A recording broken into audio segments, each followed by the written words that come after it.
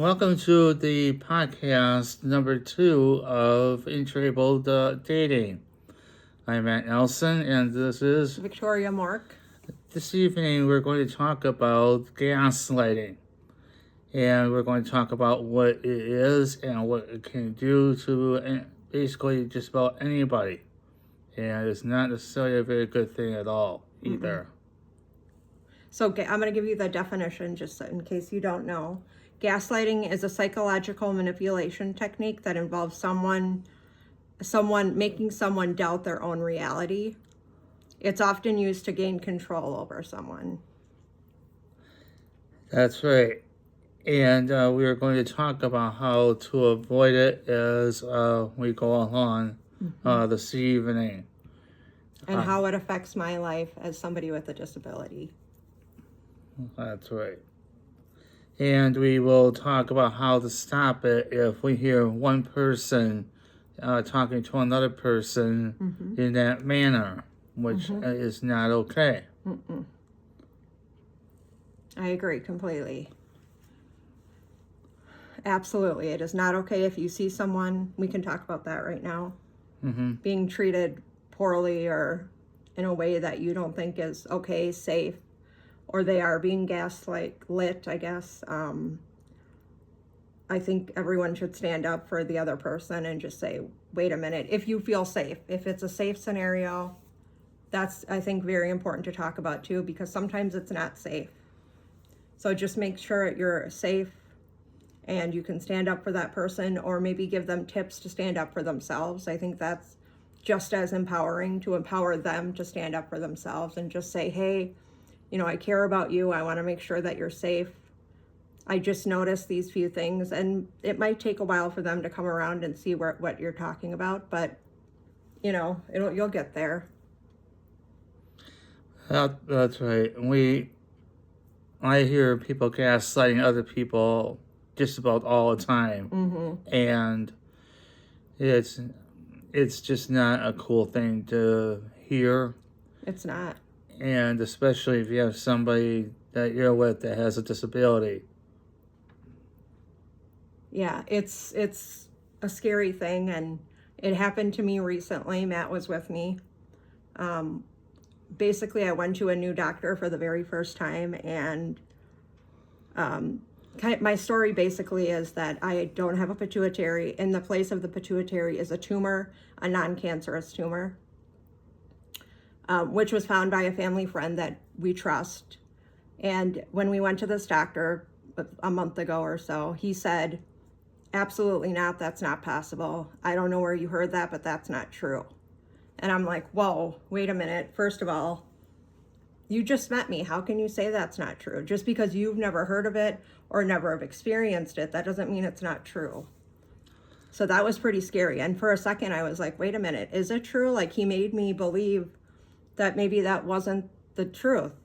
And I literally had to call my mom on the way home from that appointment, like, that's true, right? Like, I'm not making that up in my brain or something, And that's the point of gaslighters, is to make you question yourself and think that what you're saying is not the truth. I don't know if that was his intention, but I will not be seeing him again because that was not okay. It was pretty embarrassing to see that doctor make those comments. And at one point, I almost did say something to him, but I just didn't think it would be appropriate to do. But I'm just sitting there looking at Victoria, and she's getting really frustrated, understandably.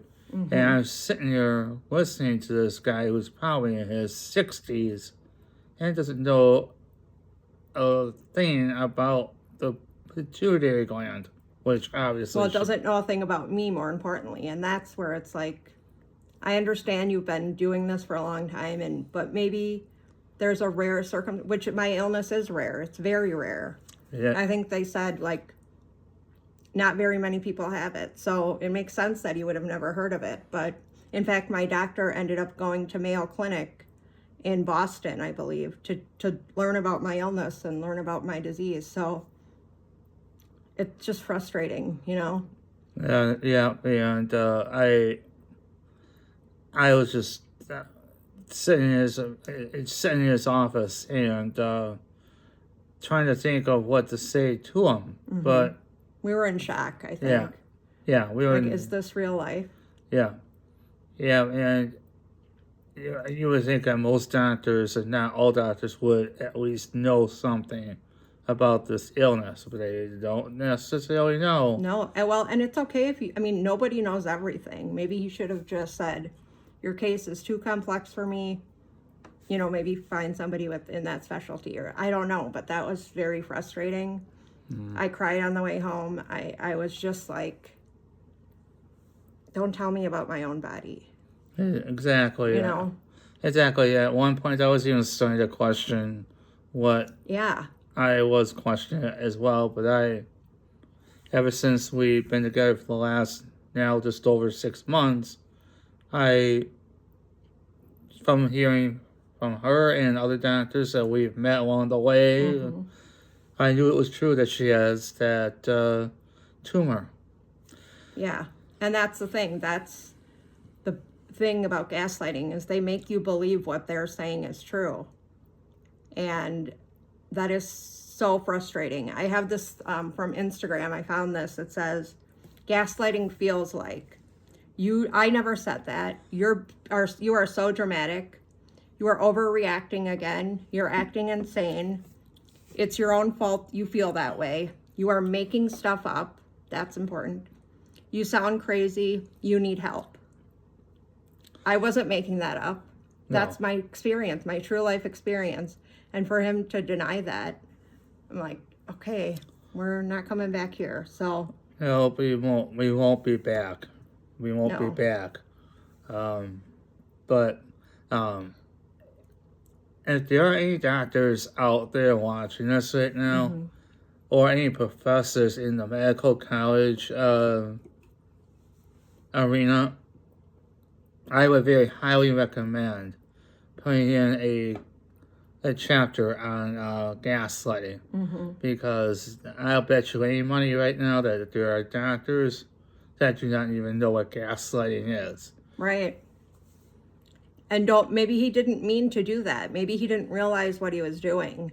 But it hurt me. I had to hold back tears at that appointment, because I'm just like, whoa. And here's another quote that I found on Instagram that I think is important. It says, not being believed can be as traumatizing as being bullied. And I completely agree with that statement.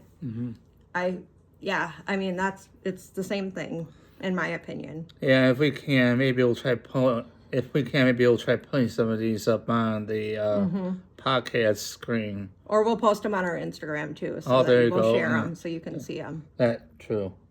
Another one that I saw is what gaslighting really is: denying your experiences. And that hit home for me. Saying that your feelings are irrational, or events didn't happen as you remember them. Which in my case, I didn't remember them. My family did. My family went through that just as I did. So it's just interesting. And also another important thing I want to mention is we can gaslight ourselves too. I've done this in the past without even realizing it, because I have such chronic pain and chronic illness. As we talked about last time, I would spend hours on the couch or take a nap during the day. Well, then I feel guilty, or I try not to because it's not in my control. I'm not choosing to be this way. But these are signs that you're gaslighting yourselves, and you should stop if you can. I should have sucked it up. It's probably all in my head. I shouldn't have said anything. Maybe I'm making too big of a deal of this. It's always my fault. Excuse me. It would have been easier if I wasn't so sensitive. And again, none of those are true. God made you how you are, and in the image of him, and that's how you're supposed to be. You need to love yourself. And I want to point out too, and our families commented this in our last podcast. I want to pull up their comments so that I can read to you what they said, because I think it's very, very important. So Matt's mom commented and my mom commented. My mom said, "This is great. I do wonder though, do you believe a person's disability defines them?" And we immediately both said, absolutely not. It does not define me. I am much more than my disability. Matt can tell you, I am way more than my disability. Oh, she is. She And is. so we're just talking about it to bring awareness so that other people understand what it's like. And if you're somebody with a disability, you know you're not alone, you know. And my mom said, I believe there is so much more to you, Victoria, and my prayer is that you focus on your relationship is not your disability, and it's not. No. We only really talk about my disability when it comes to this, or what my day was like. He'll ask me, you know, how was your day? How was your anxiety? Whatever. Things like that. But it's absolutely not the focus. Not even a little bit. I almost, other than just to make sure she's doing okay, I almost never even bring up her disability. I just basically, we just go day to day as best we can, and we just go day by day. Exactly. As if she was typical. Exactly. But Matt's mom commented, find things that you both have a common interest in. Get your mind off your issues can help. And this goes for anyone, not just those with a disability, which I completely agree. Right. As we spoke about last time, I've lost 2 nephews in 6 months, which has been horrific. But thanks to Matt and my family, I've gotten through, and his family. And we've had focused on that. I crochet. I was teaching Matt. I don't know if you've seen that.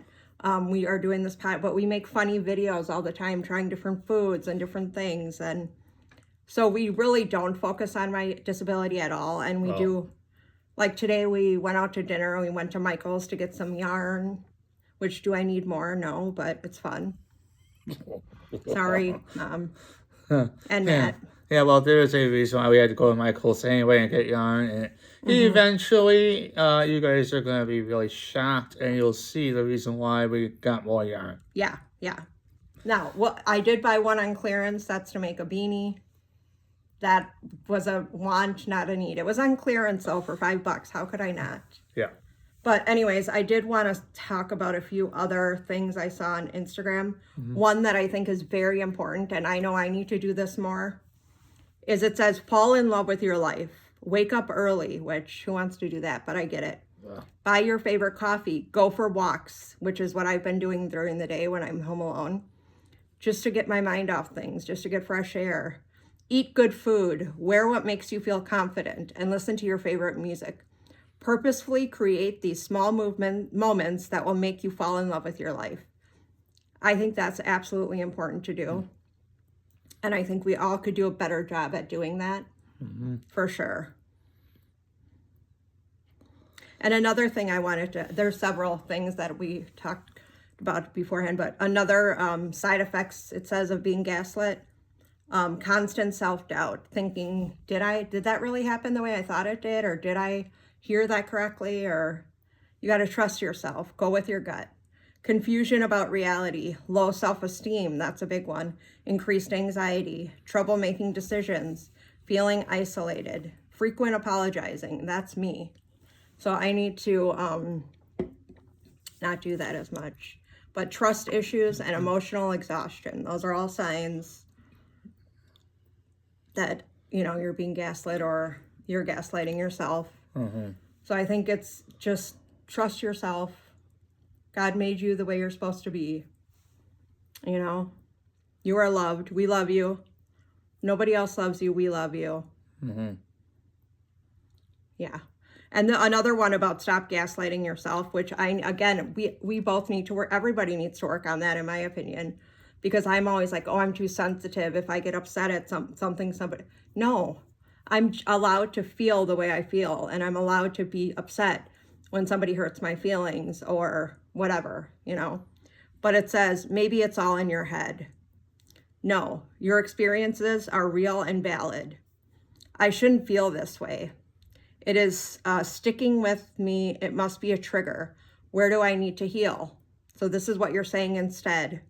I shouldn't be upset. I'm sure they didn't mean it. Even if they didn't mean it, what does that say? Even if they didn't mean it, it still hurt my feelings. Yeah. I don't deserve to be happy. My past mistake don't define my future. I think that's key. everybody is worthy of love. I didn't think I was, to be honest. I was giving up. I just thought I was supposed to be single for my whole life. And then I found this guy. And I'm so grateful I did. I could cry, to be honest. But yeah, I just think be patient. God is in your corner. We're in your corner. The other thing I wanted to mention is, again, I found this on Instagram. It's called shifting. Oh, I never heard of that before. I haven't either, but I thought it was interesting. And I've experienced this. It says, as you are shifting, I don't know what that means, you will begin to realize that you are not the same person you used to be, which is a good thing. We all grow and learn every day. Yeah. The things you used to tolerate have become intolerable. When you once remained quiet, you are now speaking your truth, which I can speak from experience. At the doctor's appointment, we didn't say a word. We just let him talk that way. And I was just like crying and upset. Now I will say something. We would get up and leave right then. We're not dealing with that behavior. Yeah, that's something I think we should have done. But he was the very first appointment with him. And we were thinking we had to be respectful. And you know how that is. It's like uncomfortable and you gotta deal with bad behavior, but no, you don't. Right. You are beginning to understand the value of your voice, and there are some situations that no longer deserve your time, energy, and focus. So true. So true. So this one talks about gaslighting yourself. I'm super sensitive, like ridiculously sensitive, like insanely sensitive, and I'm sure some of you can relate, but it says highly sensitive people are prone to gaslighting themselves and questioning if their experience was real and valid, especially because I have memory loss. I think, oh, maybe I didn't remember that the way it happened, but now I have Matt to help me and say, yeah, it did, you know. I think that's all I have. Oh no, I have one more thing about being chronically ill, which hopefully nobody can relate to that, but if you do, it's okay. I'll be your friend. We are here for you. Leave us a comment. We'll follow each other and one step at a time. So I always say sometimes it's 1 minute at a time or 1 day at a time. Sometimes it's 1 second at a time. That's all you can do is just be patient with yourself. But it says 4 things chronically ill people wish you knew. Chronic illness is different for everyone, and what helps one person may not help another, may harm someone, in fact. Our energy and symptom levels may fluctuate or change. That is so true. Yeah. If sometimes I'll wake up and, as an example, we talked about this last week, but how he'll pick me up at the front so I don't have to walk. But lately, my energy has been a little bit better, and it's been warmer out, so I've been walking to the car with him, which has felt great most of the time anyway. Yeah. So it's different. You know, I just never know how I'm going to feel when I wake up in the morning. Right. Having to rest, this is important. Having to rest often isn't lucky or lazy. It's extremely frustrating. I'm often embarrassed by it. It's embarrassing. It is. I know it's not my choice and I'm not choosing to be like this and, you know, not working and things, but it's kind of embarrassing. Like, I'm just glad I have people in my life that understand that I'm not choosing to be like this, nor are you. Chronic illness is different for everyone, and what helps one person might harm another.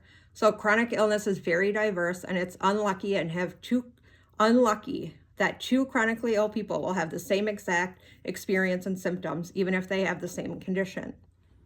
So chronic illnesses can come in the form of autoimmune, genetic, neurological, degenerative, pain, fatigue, developmental, mental health, cardiovascular, endocrine, gastrointestinal, post-viral, respiratory conditions. So all of those tend to be chronic. This is interesting, just found out 2 days ago that my illness was a chronic illness. I didn't realize that chronic just means long-term, that you have it forever. Yeah. I don't know why. I never Googled it or didn't care to look it up.